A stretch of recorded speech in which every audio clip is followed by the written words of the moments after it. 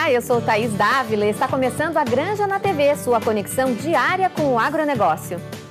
A logística é um dos principais gargalos do agronegócio brasileiro e tem um bom percentual dentro do chamado Custo Brasil. O tema estará em debate essa semana em Brasília. O seminário Agenda 2030, Desafios da Logística Brasileira para a Competitividade Internacional, é organizado pela Associação Brasileira das Indústrias de Óleos Vegetais, pela Associação das Empresas Cerealistas do Brasil e pela Associação Nacional dos Usuários do Transporte de Carga.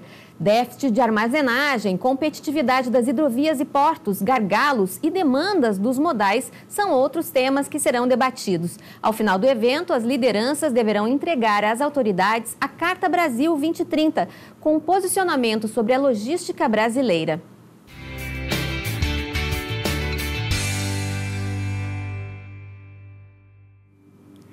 A medida provisória 1247 estabeleceu descontos para liquidação ou renegociação de parcelas de crédito de custeio, investimento e industrialização.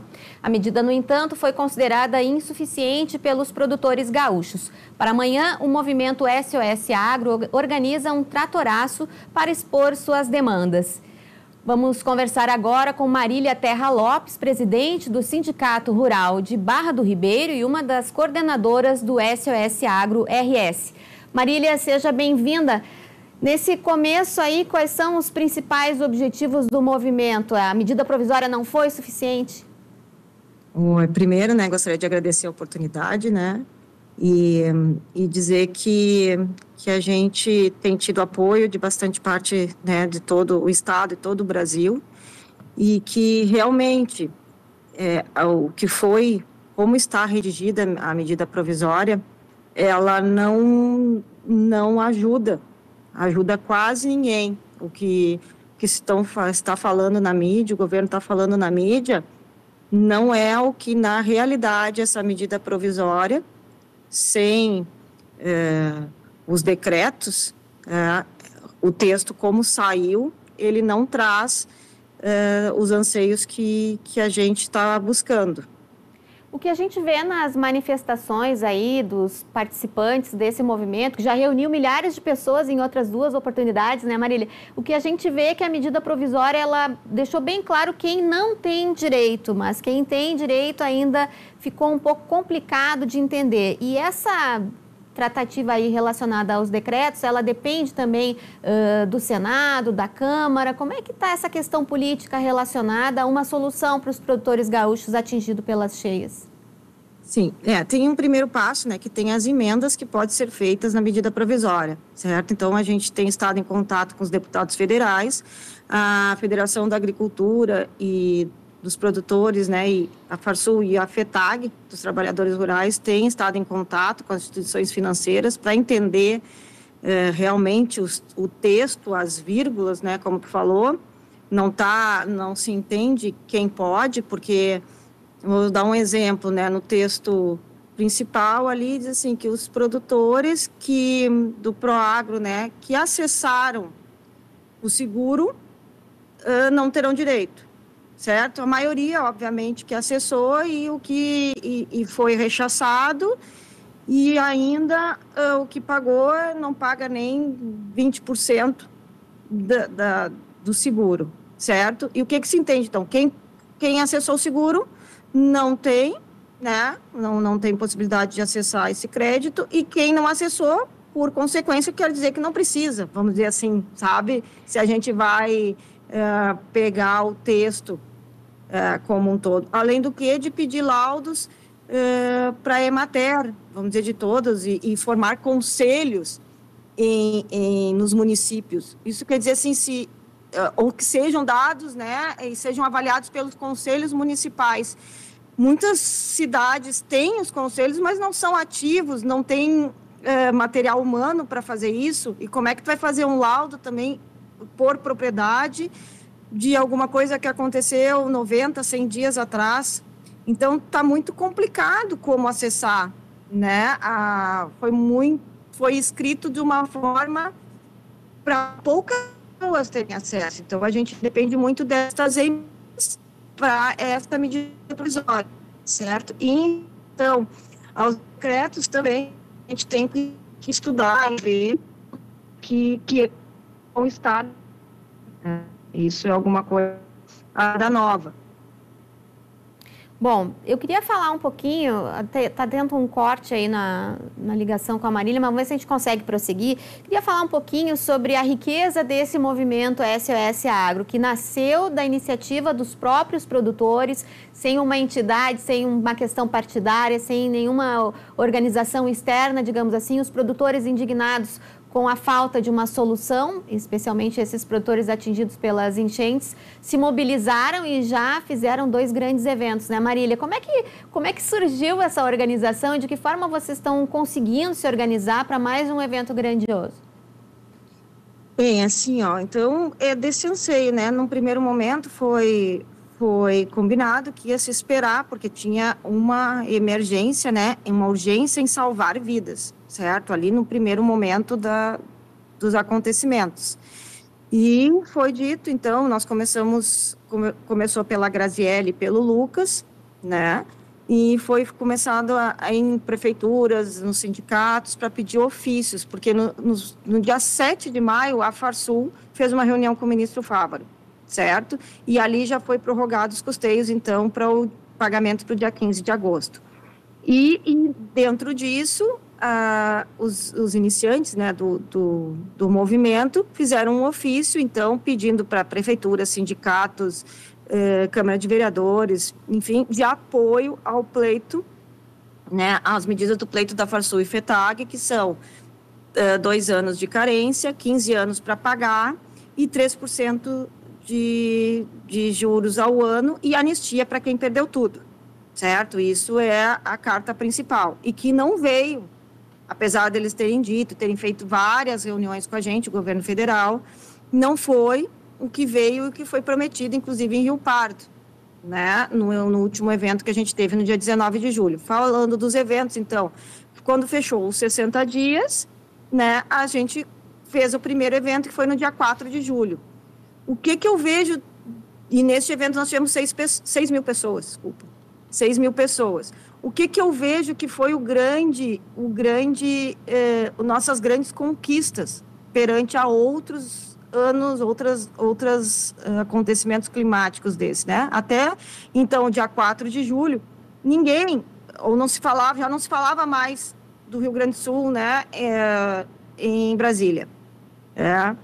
E a partir do dia 4, nós fizemos a carta de Cachoeira e entregamos ao ministro Fávaro, ao ministro Pimenta, em Porto Alegre, no dia 5 de julho, certo? Onde nós tivemos uma conversa com eles em torno de 1 hora, que foi em torno de 20 produtores do movimento que foram entregar essa carta a eles.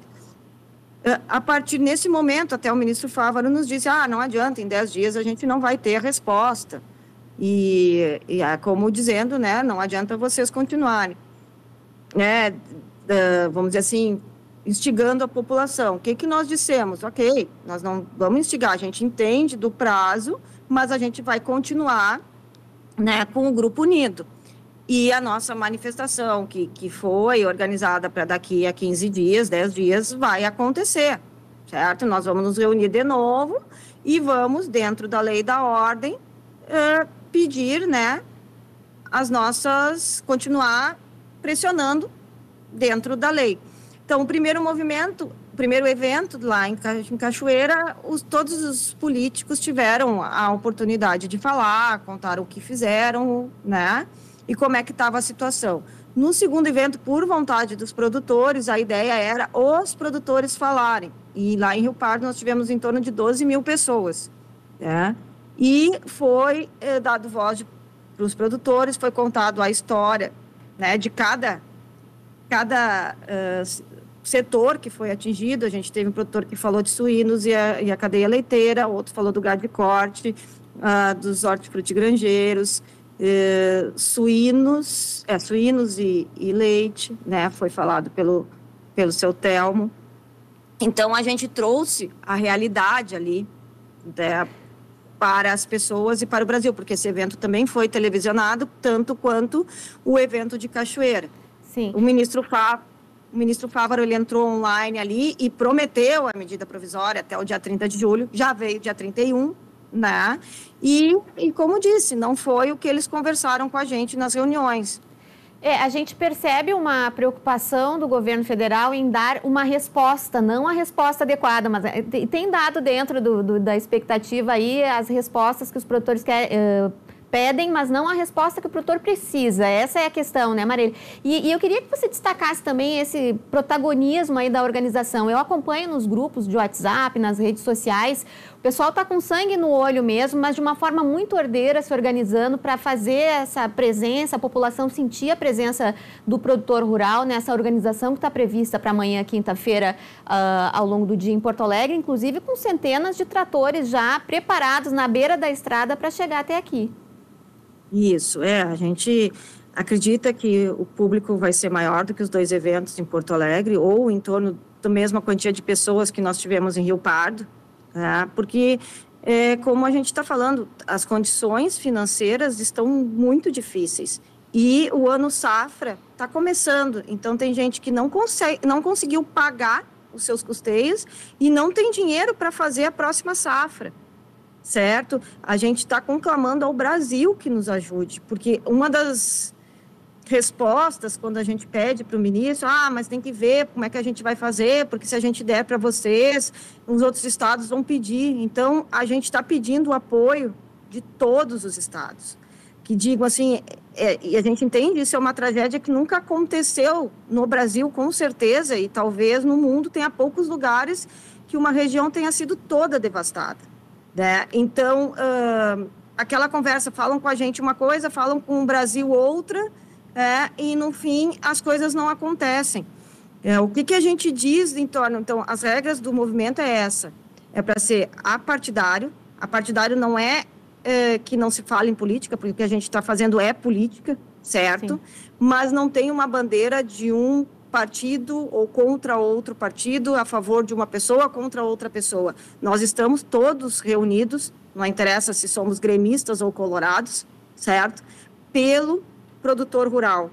E agora, em Porto Alegre, o objetivo também, que a gente sabe que aqui a capital foi muito atingida também, a região, é em solidariedade também às pessoas da capital, que essas reuniões e para esse movimento continuar como tem sido de forma ordeira, organizada, a gente fez reuniões com todos os órgãos da capital, com Polícia Rodoviária Federal, os tratores sairão em comboio do Veloparque, escoltados pela Polícia Rodoviária Federal, sairão em comboio de Eldorado do Sul, escoltados pela Polícia Rodoviária Federal. A ideia é que entrem na cidade antes das 7 da manhã, para que não tenha... claro que a gente sabe que alguma coisa no trânsito vai complicar, mas que não tenha prejuízos maiores para o porto-alegrense, porque a gente entende que o agro é parceiro da cidade, a cidade é parceiro do agro. A gente fala que a gente produz, né, o alimento que chega para as pessoas, que elas podem ter acesso a poder comprar esses alimentos, né? A gente sabe que todo o cidadão, ele trabalha para ter acesso a poder tanto ter seus divertimentos quanto a alimentação, mas se a gente não produzir, esse alimento não vai estar no mercado, certo? Para que as pessoas possam se alimentar. Então, a gente não, de maneira nenhuma, quer atrapalhar a cidade, quer trancar nada, porque a gente entende que a gente precisa o apoio, principalmente de todo o Rio Grande do Sul e de todo o Brasil, que enxergue a nossa luta. Então, dentro de Porto Alegre, a gente também está apoiando, porque Porto Alegre também ainda não recebeu a ajuda do governo federal. A população urbana ainda não recebeu a ajuda do governo federal. Diz que tem um decreto, foi liberado as casas, mas tem tanta regra, entende? Como fizeram nessa MP, que as pessoas não têm como conseguir acesso. Tá certo. Marília, muito obrigada pela tua participação. Desejo sucesso no movimento de vocês e, mais ainda, desejo que as medidas venham a contento aí para atender esse segmento aí gaúcho que passou por tantas dificuldades. Boa sorte. Exatamente. Tá, a gente pede realmente o apoio de todo o Brasil com a gente aqui nesse momento e depois, com certeza, quando a gente estiver forte e vocês precisarem, a gente estará junto também. Muito obrigada. Tá certo. Obrigada, Marília Terra Lopes. A gente faz um rápido intervalo e volta em seguidinha com mais A Granja na TV. Até já.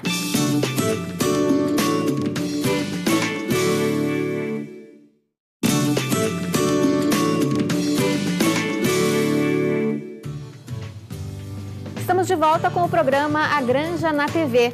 E hoje vamos estrear mais um quadro aqui na Granja na TV, o Fala Professor. Vamos ouvir a academia e escutar o que os professores têm a dizer sobre diversos temas. Nesta semana, nosso produtor Giovanni de Oliveira conversou com o diretor do curso de veterinária da UBRA, o professor Jean Soares, sobre posse responsável de animais. Confira.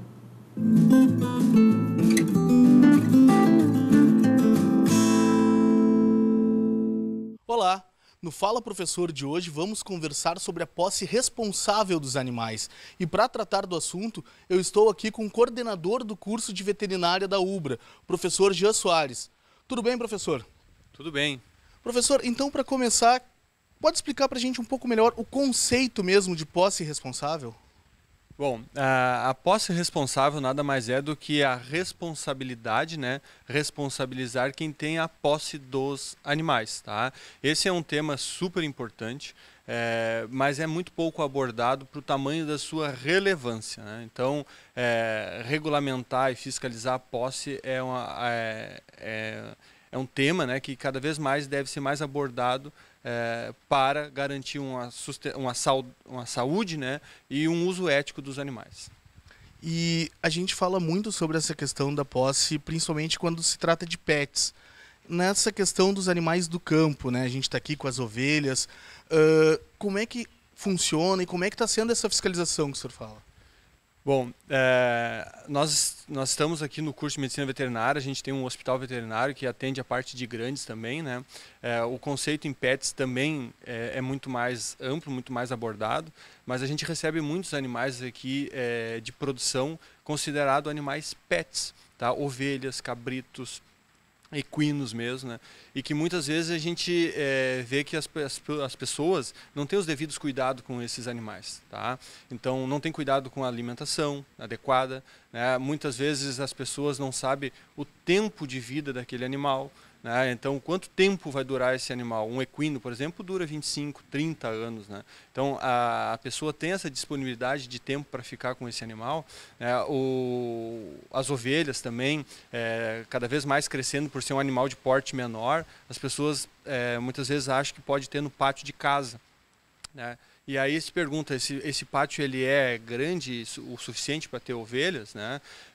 Aí tem um outro ponto também, é a questão de comportamento, né? As ovelhas, por exemplo, vivem em grupos, vivem em bandos, né? E quando elas ficam sozinhas, muitas vezes elas não ficam bem, né? Elas acabam sofrendo, então, maus tratos, né? E o outro problema também, que é muito comum, é a questão dos cuidados com a saúde desses animais, né? As vacinas, os vermífugos, né? Cada espécie ela tem as suas demandas específicas, né? E as pessoas não estão preparadas, né? Então, o ideal seria ter uma regulamentação, né, e uma fiscalização muito maior a respeito da posse dos animais. Em países mais desenvolvidos, esse tema ele já é mais amplamente abordado e existe uma regulamentação indicando como que tem que ser a posse, quais são os padrões de manejo, né, indicando também as sanções para aqueles que fazem práticas inadequadas, né, e essa fiscalização ela também é importante porque ela pune aquelas pessoas que não fazem não cumprem as leis, né, e aí garante um ambiente mais saudável tanto para os animais quanto para as pessoas também. E enquanto a gente não tem essa regulamentação, não tem tudo isso, quem de repente quer ter uma ovelha mesmo, como o senhor falou, ou teve um tempo que estava na moda as pessoas criarem porquinhos, né? Onde é que a pessoa pode buscar orientação para saber, bom, eu quero cuidar do animal e quero cuidar dele da melhor maneira possível? Essa tua pergunta é bem importante, porque o que a gente mais vê na prática é as pessoas adquirindo um animal e procurando, ou muitas vezes não procuram um veterinário. O ideal seria procurar o veterinário, tá? E o ideal seria procurar o veterinário antes de adquirir. Eu tenho a intenção de comprar uma ovelha, ou eu tenho a intenção de comprar um porco da Índia, né, um porquinho, tem os mini pigs aí, né? O que eu preciso? Né? E aí o veterinário vai te perguntar, olha, a alimentação precisa dessa alimentação. Tempo de vida é esse tempo de vida. O espaço, qual é o espaço que tu tens para dar, né? Tu vai ter que ter cuidado com o veterinário. Muitas vezes esquece dessa questão, os animais ficam doentes, tu tem um custo com o veterinário, tu tem que estar preparado para isso, né?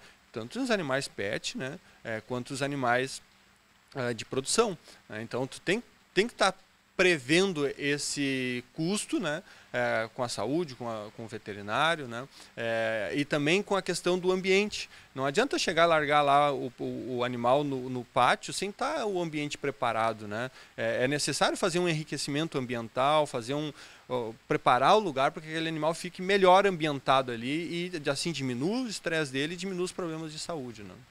E a Ubra desempenhou um papel muito importante agora nas enchentes, tanto no acolhimento das pessoas quanto dos animais, né? Como é que vocês encontraram esses animais? Qual era o estado que chegavam esses animais? Pois é, esse ponto das enchentes é bem importante falar, porque aí surgiu, né? Veio assim como as águas surgiram, né? Também brotou essa questão da posse responsáveis, né? Da posse responsável. Os animais, muitos chegaram aqui que tinham proprietários, os proprietários chegaram junto com os seus animais, né? Os proprietários preocupados com eles, mas a gente viu um grande número de animais abandonados, né? E esse abandono é uma consequência da posse irresponsável, né? Então, de pessoas que não têm responsabilidade com os seus animais, acabaram abandonando e não cuidaram deles adequadamente, né? E isso a gente vê, esses abrigos que tem... Hoje se fala em torno de 8.000 animais em Canoas, né? Então, esses animais que estão aí nos abrigos são de pessoas que abandonaram esses animais e não estão cumprindo com o seu dever, né, de ser responsável por eles, né? Em outros países eles seriam seriamente punidos, né? E como punidos? Isso é um outro ponto também, né, que é a questão da identificação dos animais. Não é uma prática comum nossa aqui identificar esses animais, né? Então o correto seria, uma prática muito comum em outros lugares, é a identificação através de microchip. Então esse microchip, ele vai os dados dos animais e principalmente o dado do tutor, né? E se esse animal por acaso foge ou ele se envolve, por exemplo, num acidente, em uma estrada, uma rodovia, esse animal ele acaba facilmente a gente identifica quem é o seu responsável, o seu tutor, né? Compreendo. E na questão dos animais de corte, né? A gente falando bastante da posse responsável, falou dos pets, dos animais que as pessoas acabam tendo mesmo, ovelha, porco, tendo na sua casa. O animal que é feito, que é criado para o abate, esse animal também precisa ter uma posse responsável, né? Exato, perfeito, tá? Isso aí precisa sim, cada vez mais se fala em questão de bem-estar animal, né? A posse responsável, ela promove um bem-estar animal, né? Então aquele produtor que ele é responsável, ele vai cuidar do seu animal, vai cuidar da nutrição, da saúde, do conforto, né? do ambiente, né? E esse produtor, ele acaba preparando esse animal da melhor forma para antes de ir para o abate, tá? E até a gente comenta que esse cuidado ele tem que ser desde o animal quando nasce, né, ou até antes, quando o animal vai ser inseminado, por exemplo, ou vai preparar para a reprodução, né, até a hora que ele é abatido lá no frigorífico. Inclusive, um dos pontos mais críticos que se existe hoje na produção animal é o transporte dos animais, né? Esse transporte, não adianta tu criar lá o animal por 2, 3 anos dentro da fazenda com os melhores conceitos de bem-estar, e quando esse animal é transportado para o abate, ele vai num caminhão inadequado, vai com muitos animais, vai sendo pisoteado, né, vai com calor muito excessivo, né, sem muito cuidados do próprio motorista, e chega no frigorífico também sem maiores cuidados, e aí todo o teu trabalho de 2, 3 anos ele acaba indo por água abaixo em um período de um dia, né?